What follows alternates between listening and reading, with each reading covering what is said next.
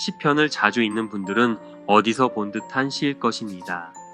동일한 시가 시편 40편에 있어요. 왜 이렇게 반복돼서 기록이 될까요? 우리한테 이런 일이 그토록 많다는 뜻 아니겠습니까? 우리한테 일어나는 일들이 좋은 일만 있으면 얼마나 좋겠습니까?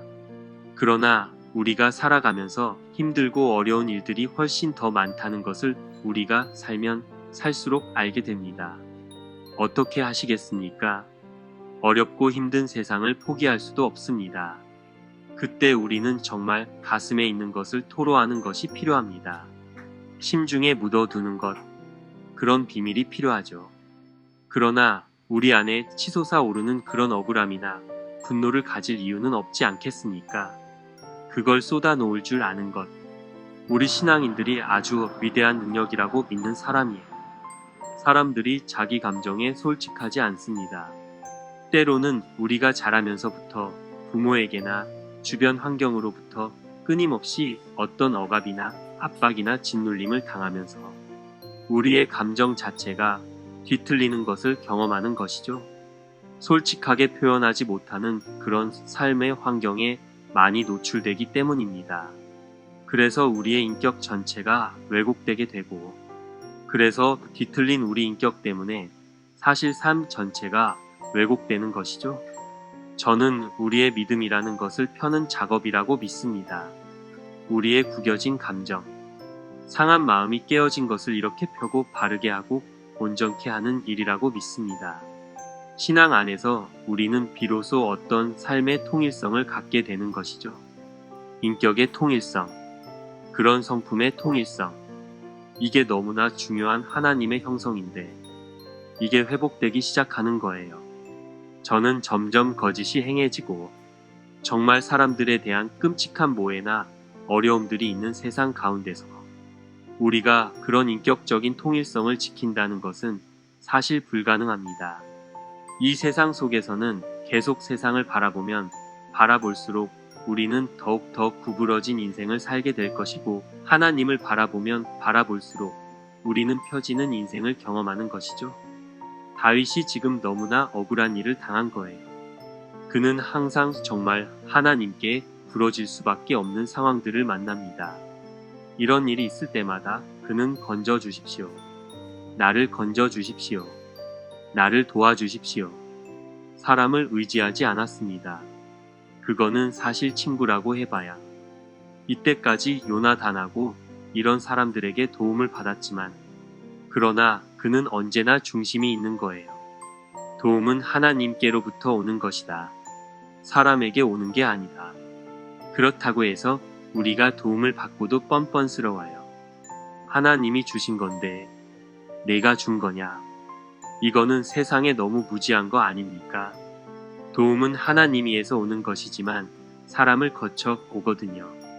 도움은 하나님께서 친히 주시는 것이지만, 그러나 사람들의 손끝을 거쳐 오기 때문에 우리는 하나님께 먼저 감사하지만 사람들에게도 감사할 줄 아는 것이 하나님께 오는 도움을 그 사람이 차단했다고 하더라도 하나님께 대한 감사를 잃지 않는 것, 이게 더 깊은 신앙으로 나아가는 길 아닙니까? 그래서 우리는 사람을 바라보지 않기 때문에 하나님을 찬양할 수 있는 존재가 되는 것이죠. 그리고 그 사람들을 원망하지 않는 것이죠. 나의 영혼을 찾는 자들이 수치와 무한을 당하게 하시며 나의 상함을 기뻐하는 자들이 뒤로 물러가 수모를 당하게 하셔서 아하다는 자들이 자기 수치로 말미암아 뒤로 물러가게 하시고, 결국 그들이 압박하고 우리를 박해하고 우리를 못살게 구는 이유는 궁극적으로 우리의 영혼을 거두어 가고자 하는 거예요. 우리의 목숨을 앗아 가는 것으로 끝나지 않아요. 우리의 재물을 앗아 가는 것 끝나지 않습니다. 우리의 명예를 앗아 가는 것, 그게 끝이 아니에요. 궁극적으로 영혼을 요구하는 거예요. 내가 좌절하고, 내가 낙심하고, 내가 절망하고, 내가 하나님을 버리도록 하기 위해서 그들은 끊임없이 집요하게 공격하는 것이죠. 그들은 우리에게 수치를 줍니다. 무한하게 만듭니다. 우리를 상하는 것을 기뻐합니다. 그러나 오늘 그들이 다윗에게 내준 수치를 겪게 해주십시오. 내게 쏟아부은 이 수모를 그들이 당하게 해주십시오. 고소하다고 뒤에 서서 어둠 속에서 웃는 간악한 소리를 듣게 되죠. 그들이 그런 수치로 말미하면서 뒤로 물러가게 해주십시오. 되돌려 주십시오. 이런 거죠. 나한테 이렇게 준 수치, 이렇게 억울하게 한 것, 주님 돌려주십시오. 그리고 그런 이렇게 노래합니다. 4절입니다.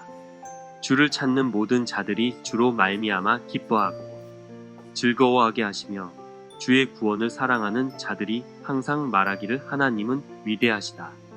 이렇게 조롱하는 사탄의 손가락을 향해서 우리는 이렇게 말할 수 있어야 하는 거죠. 우리가 그래도 기뻐하고 즐거워할 수 있다. 그리고 하나님은 위대하시다. 이런 얘기를 우리가 할 수 있어야 되는 거죠. 사도 바울이 그 길을 갔습니다.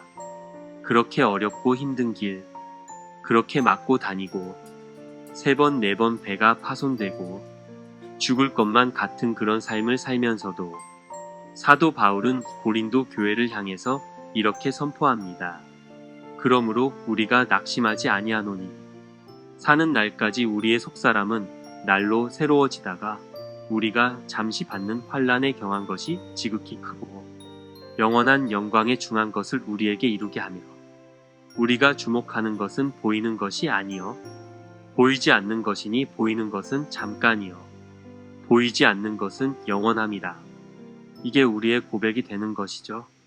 우리가 받는 고통, 고난, 환난, 잠시 받는 거라면 이 세상 속에 잠시 살다가 갑니다. 성도들에게 향하여 이렇게 말합니다. 너희로 환난을 받게 하는 자들에게는 환난으로 갚으시고 환난을 받는 너희에게는 우리와 함께 안식으로 갚으시는 것이 하나님의 공이시니 예수께서 자기의 능력의 천사들과 함께 하늘로부터 불꽃 가운데 나타나실 때 하나님을 모르는 자들과 우리 주 예수의 복음에 복종하지 않는 자들에게 형벌을 내리시리니